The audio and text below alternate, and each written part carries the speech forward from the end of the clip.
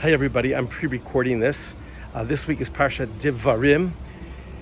It is always read at the beginning of the 9 days of Av, which are days of mourning. They are there there are restrictions in which to temper our happiness because of the loss of God's home, the Beit HaMikdash, and for the Jewish people to be reflective and to look inside, to see what we can do to be worthy to have the Beit HaMikdash built in our time. Now again, it's a very difficult thing because we've never had a Beit HaMikdash, and it's very difficult for us to understand what that loss is. I lose a friend, I lose a relative, I know the hurt. I've never had a Beit HaMikdash in my life, so I'm not really sure what I'm missing, but I'm told it was supposed to be awesome.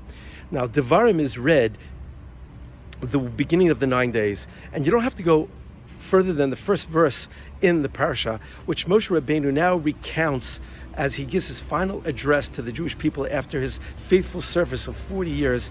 He recounts to the new generation who are about to enter Eretz Yisrael about some of the places in which they journeyed, and that's something we talked about last week. But he mentions these places like Di Zahav, Molsuf, and Rashi says these are not geographic locations. What they really are the places, it's an allusion to the places where the Jewish people made mistakes, such as the golden calf, as places where they rebelled against Hashem. So why didn't Moshe Rabbeinu just come straight out and say it in plain English, so to speak? And the answer is because when a person does a mistake, and hopefully they say they're sorry, you don't want to remind them of their mistake again. How many times have we made mistakes with our spouses, our family members, and we said, "Oh, sorry"? Do we bring it up again? Do they bring it up? If someone did something not nice, do we remind them or we let it go? And I think that's the idea of reading Devarim. One of the reasons of reading Parshat Devarim during the 9 days, to remind us about the importance of getting along with each other. And I think even more than that, about seeking opportunities in which we can become better people, looking to reach out to people, looking to opportunities to push and expand the chesed, the kindness that we do already. We should never sit around and say, "Oh, I've done enough." I literally came with a pocket full of cash to give out tzedakah. I showed my son today and I said, "Look, I'm on empty." And that's a great way to go.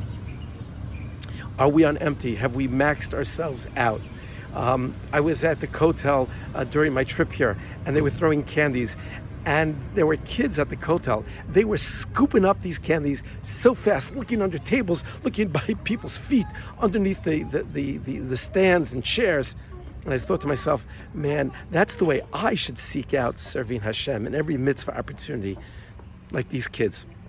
And so during these 9 days, as we temper our joy, at the same time, let us look for opportunities, what we can do better to expand our repertoire of chesed and kindness. Because I can say, honestly, that the majority of you who watch us, these videos, are such good people, kind people.